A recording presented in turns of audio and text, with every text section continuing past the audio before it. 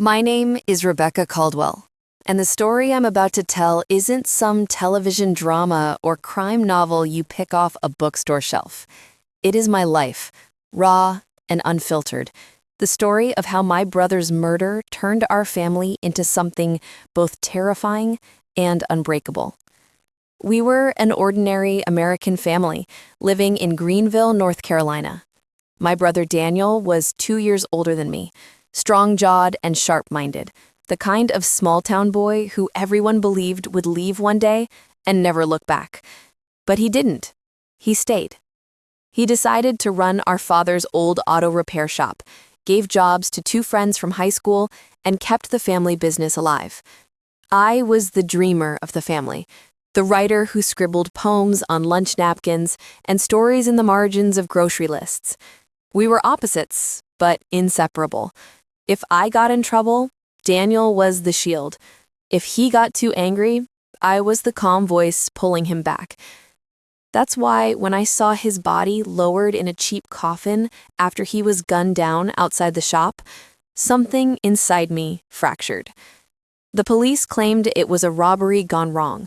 No witnesses, no suspects, with enough evidence to pin down, just tragic, unfortunate, senseless violence. But I had my doubts. Daniel had spoken of threats before. He'd mentioned a group of men who didn't want him fixing cars in a certain part of the neighborhood. Men who controlled everything from drug sales to the scrapyards, making money off the desperation of others. He wouldn't bow down to them, and I knew they killed him for that defiance. But the law did nothing. Days turned to weeks, then months. The detectives stopped calling.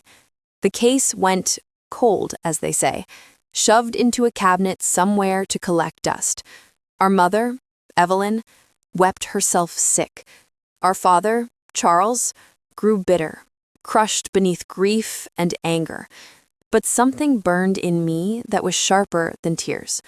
I couldn't just sit still and mourn. If justice wouldn't come from the state, then it had to come from us. It started the night I overheard my father muttering over a bottle of whiskey. They think they can take from us, like we're nothing. His voice trembled, but not with fear, with rage.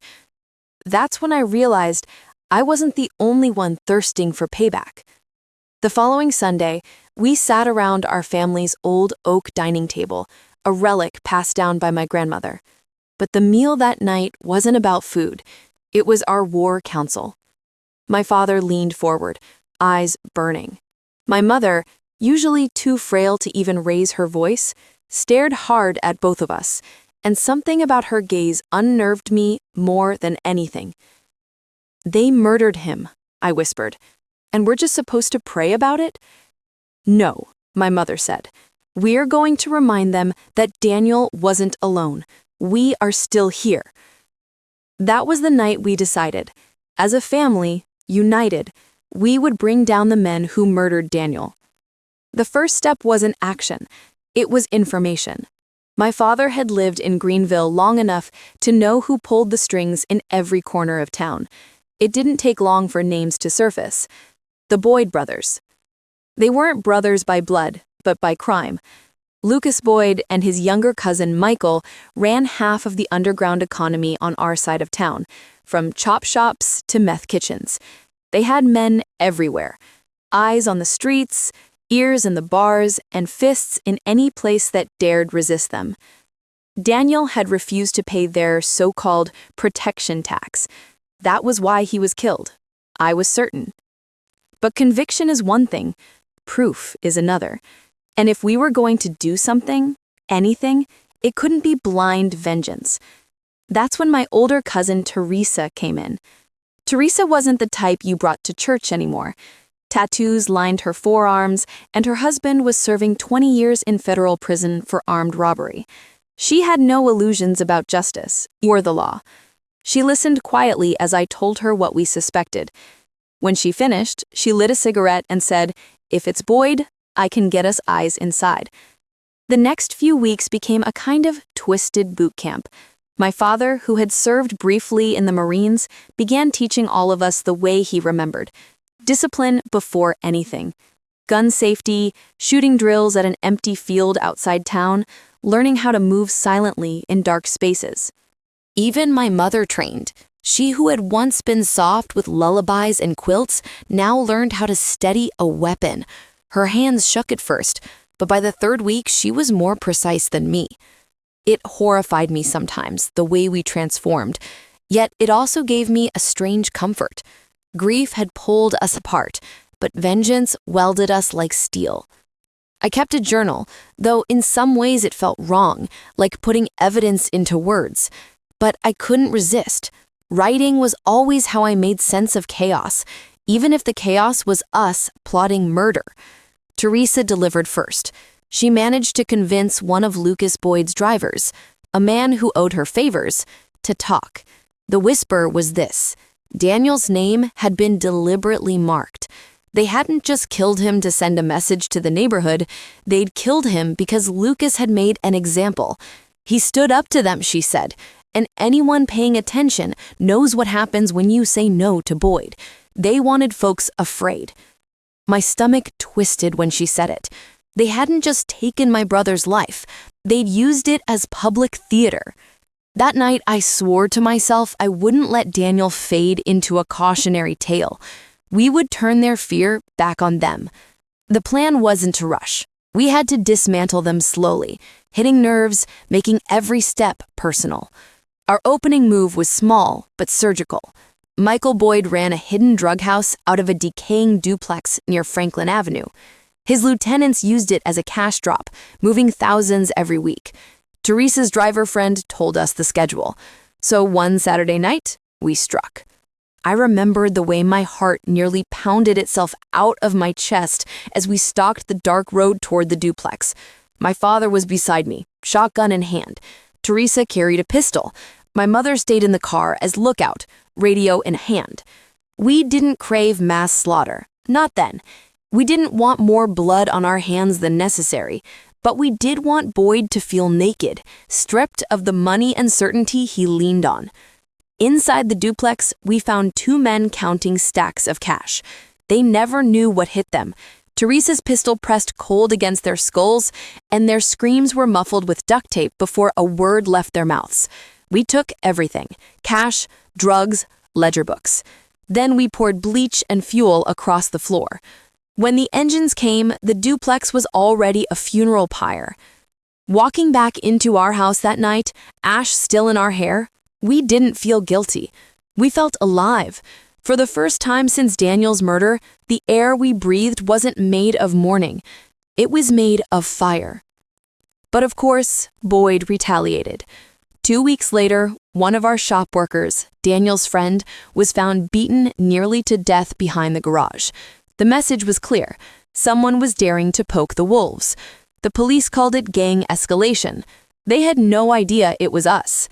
That night, watching my father cradle the injured young man's head in the hospital, I saw resolve harden in him deeper than stone. "They will fall," he whispered to me. And as I nodded, I realized I had already crossed the same line.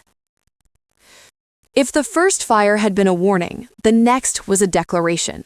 We couldn't just nibble at Lucas Boyd's empire, we had to start tearing out its heart. Our chance came through Teresa again.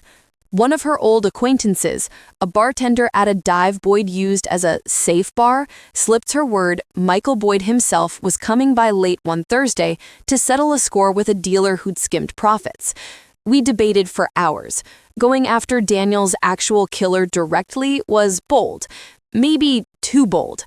But we were tired of shadows, tired of whispers. We needed one of them to bleed, and Michael was the smaller wolf to strike first. That night, instead of sleeping, we rehearsed every step. Who entered first, who took his gun, where the exits were. We weren't killers by trade, but grief had made us methodical. When Michael showed, staggering in with two men at his side, I felt my stomach churn. He was human, just flesh and blood, but I saw Daniel's coffin in my mind. That coffin hardened me. Teresa fired first. The sound shattered the dive bar's music, sent glasses crashing. The two men with him dropped fast. Michael tried to scramble, pulling his pistol, but my father was already there, shoving him into a corner. For the first time, one of Boyd's wolves looked afraid. "You killed Daniel Caldwell," my father growled. "Say it." Michael's mouth twisted. That punk didn't know his place. The words were enough. My father didn't hesitate. The shot was loud, final. Michael Boyd slumped to the floor, lifeless. We vanished before the sirens came, leaving the bar in chaos, leaving Greenville buzzing with the news that one of Boyd's heirs was dead. Overnight, we felt our power change. Whispers spread in every diner, every church, every pool hall. Somebody took down Michael Boyd. People didn't know it was us, not yet. Some said a rival gang, some claimed vigilantes, but one thing was certain. The untouchable Boyds weren't untouchable anymore. Yet fear is double-edged. With the city trembling, Lucas Boyd was enraged. He tightened his grip, sending men into every street, searching. People were beaten, shops burned. Everyone suffered for our cause. Are we making this better or worse for everyone else? Her words carved at me. But then I remembered Daniel again. His smile stolen, his body broken. For me, better and worse no longer carried much meaning. Only balance. Only blood. Until then, my mother had stood behind us, quiet but resolved. But it was she who shocked me most. One evening, we cornered one of Boyd's enforcers, Marcus, a bulky man who used to threaten shop owners like my brother. We dragged him into an abandoned garage, tied him to a chair. I thought my father or I would question him, but it was my mother who stepped forward, calm as ice. "You remember Daniel?" she asked.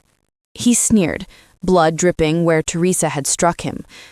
My mother brought the butt of her pistol across his jaw so fast I barely recognized her. Then she pressed it under his chin. "You will tell us everything Lucas does, everyone he trusts, or I swear you'll leave this room in pieces." Her voice had no tremor, no hesitation, and Marcus, for all his bravado, talked. He spilled names, locations, the accounts Boyd used to stash money. When he was finished, my mother stepped back, eyes unreadable. She told my father, "End this," and he did. That night, I barely slept, not because of guilt, but because I realized something terrifying. Vengeance wasn't just consuming me, it was remaking us all, turning even my gentle mother into steel. Lucas Boyd didn't sit idle. 2 weeks after Michael's death, our home was riddled with gunfire. I was in the kitchen when the front windows shattered, glass spraying like rain. We dove to the floor as bullets chewed the walls, ripping photos from the plaster, tearing through Daniel's old trophies on the shelves. By some miracle, none of us were hit, but it was no warning. It was a vow of annihilation. "We can't stay here," Teresa said, pacing the wreckage. "He'll hunt us to dust." So we moved. The Caldwell family vanished underground, rotating between safe houses Teresa arranged, shabby motels, abandoned shacks, even the basement of an old church that owed us loyalty. The hunt had begun. We weren't just chasing vengeance anymore. We were locked in a war, Boyd versus Caldwell, and there would be no peace until one name was erased. Months passed in shadows. Every safe house smelled of damp plaster or moldy blankets, but the discomfort hardly mattered. What mattered was the net we wove around Lucas Boyd. Piece by piece, we dismantled his empire. Using Marcus's confession, we hit his cash drops, exposed his drug kitchens, and burned his warehouses. Some nights, I almost felt Daniel beside us, his ghost nodding with grim approval. But enemies breed fast. For every soldier of his we cut down, another rose up. Still, something shifted. Fear traveled the streets differently now. Boyd's men whispered that the Caldwell family was cursed, untouchable, even blessed by vengeance itself. We didn't correct them. Fear was a weapon sharper than any blade. Revenge bound us, but it also began to eat at our roots. I noticed my father sleeping less, drifting into long stares as though speaking to no one. Some nights he muttered Daniel's name like a prayer, hands twitching for a gun that wasn't there. My mother, too, grew stranger. Once, when Teresa laughed bitterly about the money we collected from Boyd's stolen stashes, I caught my mother's glare. It wasn't judgmental, it was calculating. I realized she was already thinking what terrible things that money could buy for our war. And me? Sometimes I wondered if I liked the fire too much. When we struck Boyd's operations, I didn't only feel Daniel's justice. I felt the rush of control. The humiliations of grief were gone. In their place, a savage empowerment thrummed through me. It scared me, but I never admitted that, not even in my journal. It came unexpected. We had learned of a meeting, a gathering between Lucas Boyd and a supplier from Atlanta, a perfect chance to cripple him, cut off his veins. But when we hit the warehouse, it was a trap. Dozens of Boyd's armed men waited. Bullets tore through the air as we scrambled for cover. Teresa screamed as a round grazed her shoulder. My father dragged me behind a broken forklift while the walls splintered. Only desperation saved us. An improvised explosion Teresa lit from a fuel can that forced Boyd's men back long enough for us to escape. But one truth burned clear. Someone had betrayed our movements. We turned on each other in that safe house, voices sharper than knives. Suspicion smothered the room. It wasn't until Teresa swore on her life that she hadn't cracked that we turned our gaze elsewhere. Later, I would discover the truth. One of our old shop apprentices, a boy named Kenny who had once swept the floors with Daniel, had been feeding scraps of information to Boyd's lieutenants out of fear. He thought if he gave them just enough, they'd leave him alone. My father's face when he learned of Kenny would never leave me. Sadness, rage, betrayal. A storm of everything he couldn't say in words. He dealt with Kenny himself. No one questioned it. For the first time, I saw him, the man we'd built our nightmares around. It was in the courthouse of all places. Lucas Boyd had been arrested, briefly, on charges unrelated to us, but wealth and intimidation kept him free within days. Still, I went. I sat in the back of that courtroom, hood pulled low, and when he walked in, tall and composed in a pressed gray suit, our eyes met. It was brief, a flicker. But in that moment, I saw recognition. He knew who I was. He knew what my family had been doing, and his cold smile wasn't fear, it was promise. Afterward, I wrote in my journal, "If there is a devil, his name is Lucas Boyd." By now, the city's silence was gone. Everyone knew it was us. The name Caldwell passed through Greenville like wildfire. Some people admired us, whispering that we were the only ones who'd ever dared strike Boyd. Others cursed us, saying we'd dragged everyone else into war. The police circled, suspicious, yet their hands were tied. Too many bodies, too much confusion. Greenville had become a chessboard painted red. One evening, sitting around a cracked wooden table in one of our last safe houses, we faced a choice. Keep striking forever, or cut the head. "We end this," said my father. "Lucas won't stop until one of us is cold. We bring it to him, and we finish it." We all agreed. Even my mother nodded with finality, her eyes carrying both grief and steel.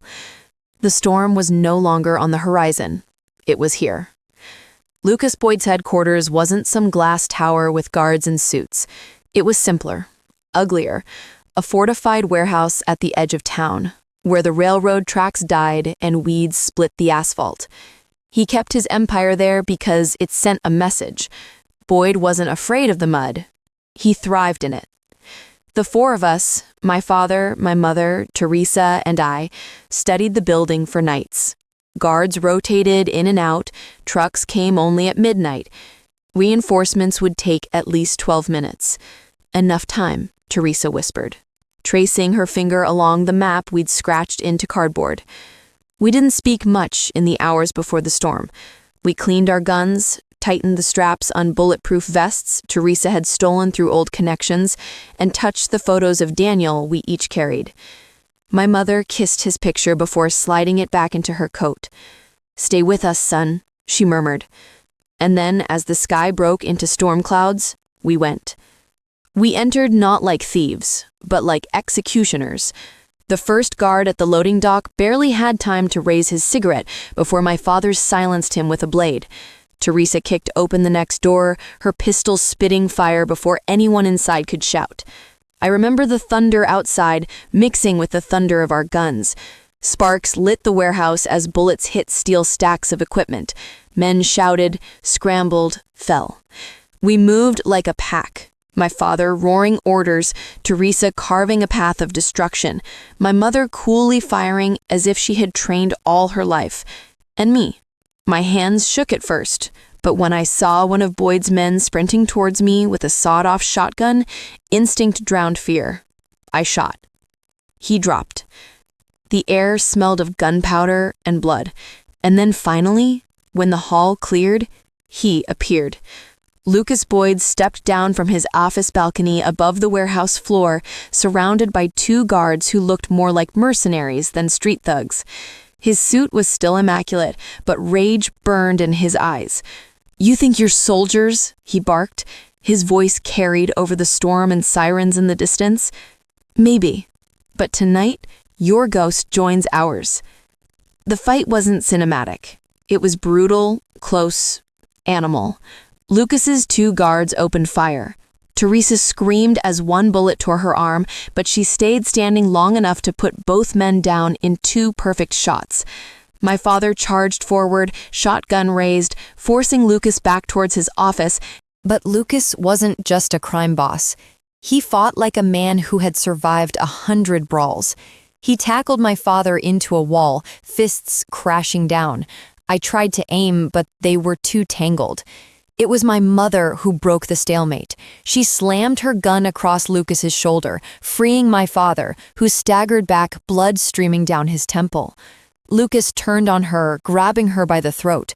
My scream tore out before I even knew it. He slammed her onto the desk, snarling, "I'll bury every last Caldwell." Time slowed. My hands steadied.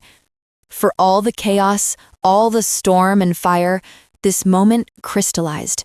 It was him or us. I pulled the trigger twice. The devil's eyes went wide. Lucas Boyd staggered, dropped to his knees, blood flooding across the carpet of his warehouse office. His lips twitched once, as if to speak, but no words came. And then he fell. For a long moment, none of us moved. The storm outside beat against the roof, lightning flashing over Boyd's lifeless body. Teresa collapsed against the wall, clutching her wounded arm. My father slid down beside her, exhausted, gasping for air, but alive. My mother wiped the blood from her lip, staring at the corpse with a look not of triumph, but relief. Deep, broken relief. I stood there, gun still in hand, staring down at the man who had taken everything from us, Daniel's killer, our tormentor. And I realized something terrifying. I felt empty.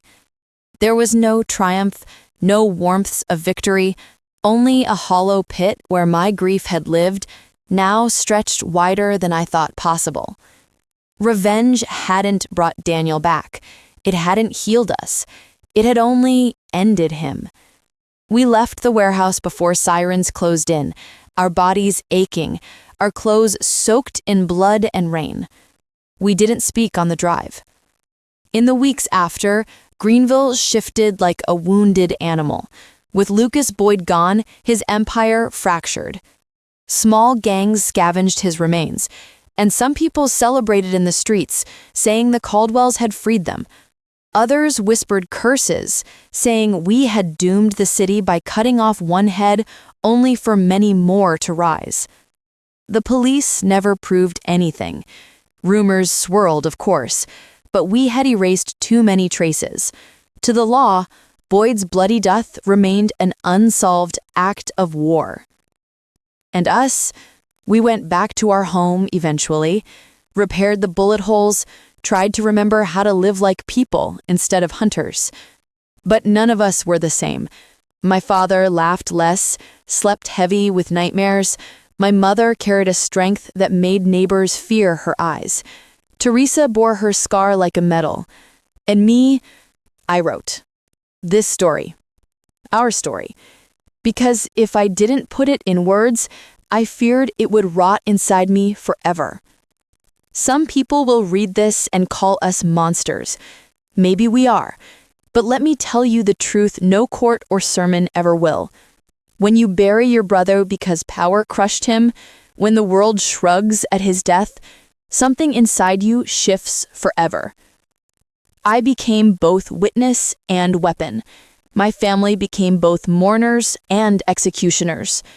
We won, if winning means erasing the man who stole Daniel's life. But in the mirror, I see a woman reshaped by violence. My reflection carries not my brother's smile, but the shadows of all the men who fell to give me silence. This is the price of vengeance.